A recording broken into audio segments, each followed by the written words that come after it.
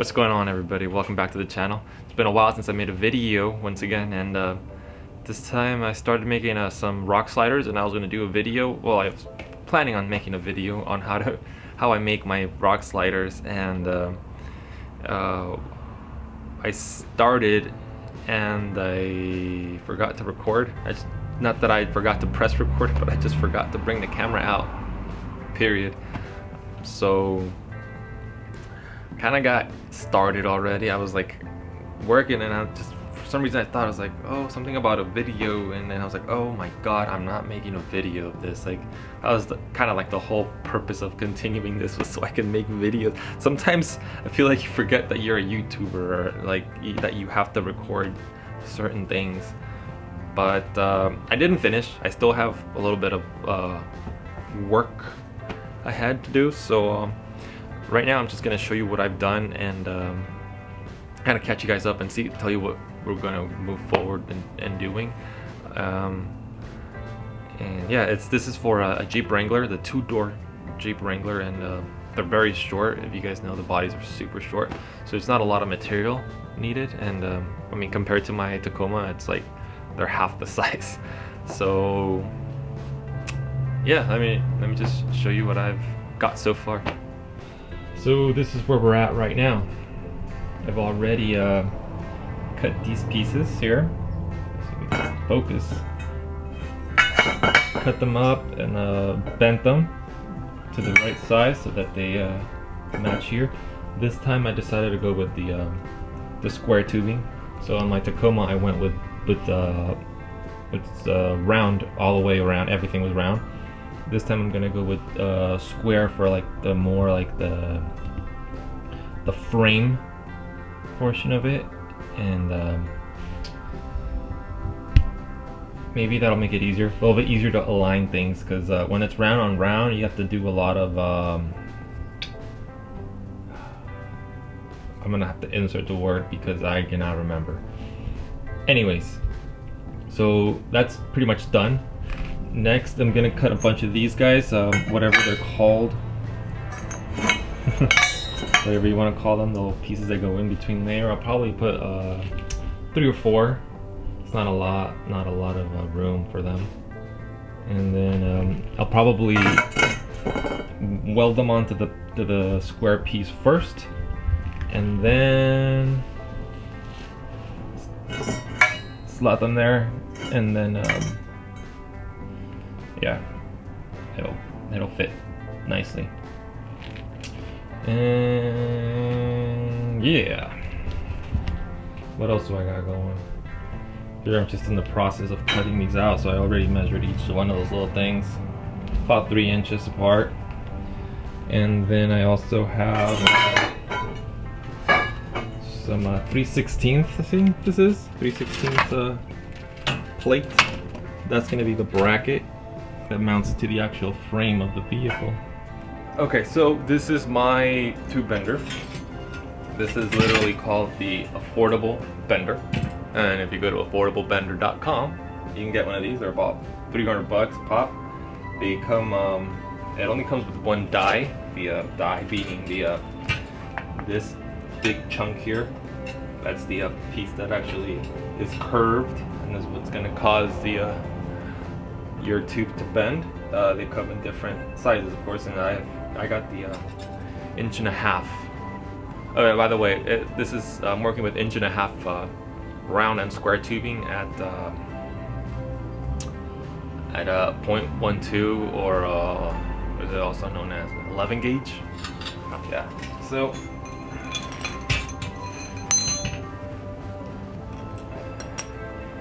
basically, let me get a piece of metal. Now I'm not going to bend it because I might need some of this metal here, but let's move it back a bit, give you guys an idea. I think I'm shooting 4K, so I'll be able to zoom in a bit here if I have to. So the way it works is, has this piece, this little bracket in the front, and that little bracket kind of holds the thing together. Once it starts to bend, it actually keeps it attached, you know, keeps it nice and keeps it on the curb without it just going straight. It keeps it going up. And then in the back here, it's got a little roller, and then the tube just basically rides that all the way up. This is just an 8-ton. Like honestly, if you wanted to make one of these, you could totally do it at home. But yeah, this is an 8-ton just jack, bottle jack, and it just pushes down and creates that thing to twist. Typically, the way that I do it, when the tubes are nice and short, they're easy to maneuver in. But when you're working with a long size, you have to really like just take it apart. So you take off the little clamp here, bracket, whatever you want to call it. I don't know what it's called.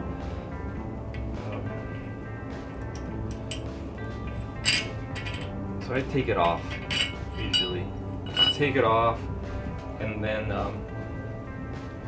that way it's easy to just get it in there. Same with this one, it just slides out. It's a long like axle type thing, and the roller comes right out.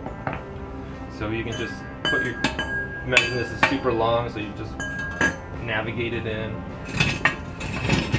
and then try to clamp it down with this guy. So you put it in there, find the hole there, and you would tighten it down. So I like to adjust my tube before I start torquing it down.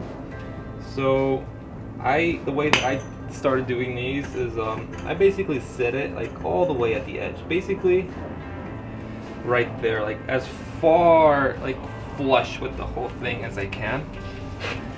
I mean, this all depends where your bends are going to be. So my bends are on the edge, so that's where they're gonna go. And then the back here, we gotta put that roller in.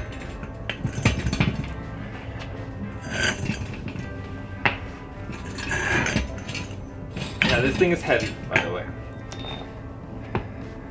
The roller, so I usually just like kind of put the roller in. You can really have to manhandle the jack. I think my jack is just a little stiff because it's been sitting for a while now. But yeah, you put the roller in there. Use the bottom hole. So you got 2 holes here. I'm assuming you can use the other one. I don't know how you would be able to fit something up there, but maybe it's for a different die. Maybe you have a smaller tubing. Anyways, yeah, you slide the little axle through. That's it. It comes with a little hole for like if you want to put like a little pin. This one over here has a pin, but this one I don't think you need it because it doesn't move at all. Like, it's not something a critical fail. And yeah, that's basically it. You would then use your wrenches and just tighten that down. Make sure you're completely in like the right place. All right, everything's good to go. And then you start jacking. Boom. And then a technique that I started developing was I downloaded an app. What the hell's my phone? So I downloaded like this clinometer app, which kind of tells you like the lean angle. So what I do is I jack, and this portion, let me see here, I'll show you a little bit before it starts to bend. So there, this portion will start to rise, and it will start to go, and that's where I start to measure. So I'll stop jacking and I'll set it right just like that. I'll set it like that and it'll tell me the degrees. For these guys I set them to about what was it, 30, no, about 42 degrees. So 42 degrees would be like when the thing is like tilted that much. And then yeah, so basically I just tested it out. So I did one, and then I slid it out and checked it out, and then I had to like adjust it again. So then I put it back in and bent it more until I got the right angle to just match up nicely. And yeah, that's pretty much what you have to do. You have to just trial and error, get the bend that you need, and then remember what that angle was so that you can replicate that angle over and over. And then another tricky part is when you're doing the other side. So once this is bent, then you got to flip it over and do the other side. But the tricky part is getting them straight, so you don't get like a weird like bend in it. So that's also like, I just like take my time, and I use I just use things. I use like the table and chairs and stuff just to like help me get a nice straight line. But other than that, it's pretty like simple. It's a very basic machine, and I like it. I think it's worth it if you're gonna be making stuff like this. I could order another die too, and insert another die and work with bigger steel. I like the 1.5 inch. It just seems it's good. It's sturdy. It's worked on my truck perfectly. You don't need like a, what is it, 3/4 inch, 3/4, and an inch or 2 inches. 2 inches is like way too much. But people do it. People use that kind of metal, but 1.5 inches is perfect. Just make sure it's the gauge is .120. I believe is what they consider an 11 gauge steel. It's basic steel for or basic size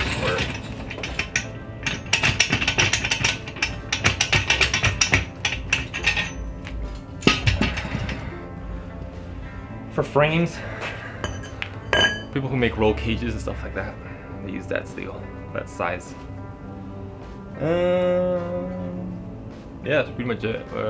We'll start going and making some of the other stuff. This might roll on to another day, because I've actually been working out here for a while, and I'm hungry, so we might continue this another day, but it'll just be instant for you guys.